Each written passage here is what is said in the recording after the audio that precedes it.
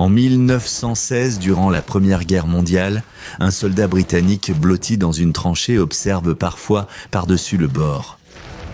Il est censé monter la garde, mais il y a peu de choses à voir dans l'obscurité qui plane sur le No Man's Land. Mais soudain, il aperçoit quelque chose. Quelque chose de gros. C'est une silhouette sombre, à seulement 6 mètres de là, et on dirait qu'elle creuse dans la boue. Il fait trop sombre pour voir. Le soldat tire alors une fusée éclairante, illuminant le champ de bataille d'une lumière rouge. Maintenant, il le voit clairement, et c'est comme rien qu'il ait jamais vu. Un énorme monstre terrifiant, ramassant des corps dans la boue. Le soldat ne peut que fixer, pétrifié par ce qu'il voit devant lui, lorsque la créature se tourne soudainement pour le regarder en retour et sourit. Bonjour, je suis Dr Bob et voici SCP-3456, également connu sous le nom du cavalier orcadien. SCP-3456 est la désignation donnée à un groupe de quadrupèdes, dont le nombre exact existant est inconnu. Ces entités rappellent des chevaux, mais présentent des différences notables. SCP-3456 ne possèdent aucun poil, et leur peau épaisse est translucide, révélant la graisse et les muscles en dessous. Ils ont des sabots à 3 doigts et, plus étrange encore, ils possèdent un ou plusieurs torses de forme humaine fusionnés à leur dos. Chaque torse a 2 bras et une tête, sans jambes, et se fond dans le dos de la créature dont le corps rappelle celui d'un cheval. Les bras sont beaucoup plus longs que ceux d'un humain, avec une envergure totale qui est 2 fois la hauteur de l'anomalie. Les bras, très longs, touchent souvent le sol quand la créature se déplace. À l'extrémité de chaque bras se trouvent 5 os aiguisés qui dépassent là où se trouveraient normalement les doigts. Au lieu d'un nez, la plupart des instances de SCP-3456 ont un trou au milieu du visage, capable de produire un cri aigu aussi fort qu'un moteur à réaction.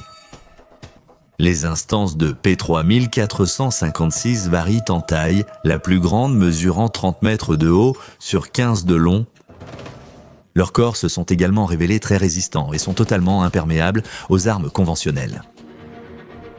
Les créatures anormales font preuve d'une grande intelligence adaptative, employant des tactiques complexes telles que l'embuscade par destruction de biens et manipulation psychologique pour piéger leurs cibles. Ce haut niveau d'intelligence a poussé de nombreux membres de la Fondation à croire que SCP-3456 c'est sapien. Toute observation directe d'une instance de SCP-3456 amènera l'entité à prendre conscience de son observateur, moment auquel elle manifestera cette conscience en se tournant précisément dans la direction de l'observateur. Lorsqu'une instance de SCP-3456 repère un observateur, elle adopte un comportement prédateur, traque et poursuit sa cible au-delà du lieu d'apparition tout en se dissimulant grâce au camouflage. SCP-3456 répétera ce comportement, se laissant volontairement voir par les observateurs à plusieurs reprises pendant qu'il les traque et capture un à un jusqu'à en avoir capturé beaucoup, puis se dématérialisera soudainement. On ignore où SCP-3456 emmène ses victimes ou ce qu'il leur arrive après sa dématérialisation. On ne sait pas non plus combien de victimes il doit capturer avant d'être satisfait et de disparaître, car ce nombre varie selon les cas. On ne comprend pas encore pourquoi, mais SCP-3456 est soit incapable, soit refuse de traverser des étendues d'eau douce, et atteindre l'autre rive d'une source d'eau douce comme une rivière, un lac ou même un ruisseau est actuellement le seul moyen connu d'échapper à l'anomalie une fois qu'elle commence sa poursuite. Les SCP-3456 apparaissent près de lieux de grande souffrance humaine, comme les champs de bataille et les catastrophes. Ils ont été signalés lors d'événements historiques au 19e, 20e et 21e siècle, avec parfois plusieurs apparitions durant un même événement. Un rapport de la Fondation relate une apparition de SCP-3456 pendant la bataille de la Somme, Première Guerre mondiale. Des rumeurs se sont répandues parmi les troupes britanniques dans leurs tranchées concernant l'apparition d'une créature mythique que beaucoup croyaient être le Nuka-Lavi, un démon ressemblant à un cheval issu de la mythologie orcadienne. Comme de nombreux SCP, ce vieux conte populaire a des origines réelles. Le fantassin britannique Dave Harkand a tenu un journal décrivant l'apparition d'empreintes de sabots géantes dans la boue du champ de bataille et la disparition de soldats dans des circonstances mystérieuses, semblant être tués par des forces plus terrifiantes que la guerre elle-même. Harkand décrit un soldat qui tirait sur les Allemands quand la boue sous ses pieds s'est mise à bouillonner. Avant toute réaction, la boue a jailli et tous ont été projetés au sol.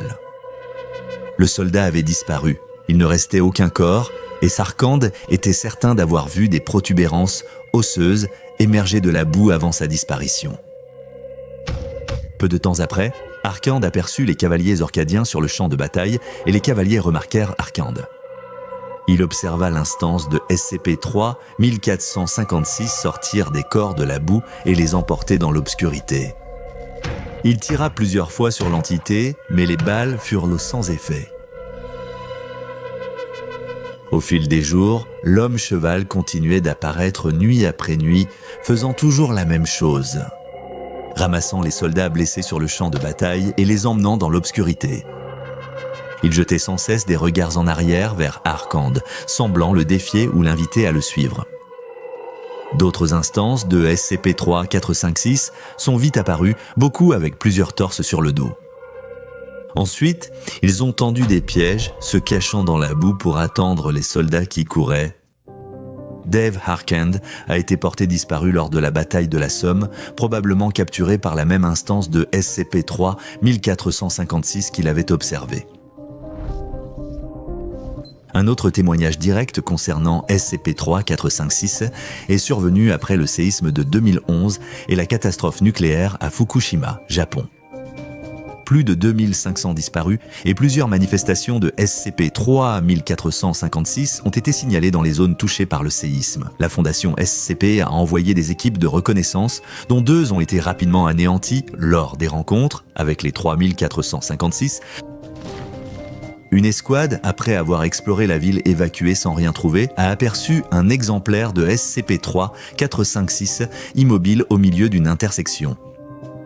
Lorsqu'ils ont posé les yeux sur le cavalier orcadien, le torse humain qui pendait mollement du corps du cheval immobile s'est redressé et a commencé à balancer ses bras, endommageant et détruisant les bâtiments et structures autour de lui.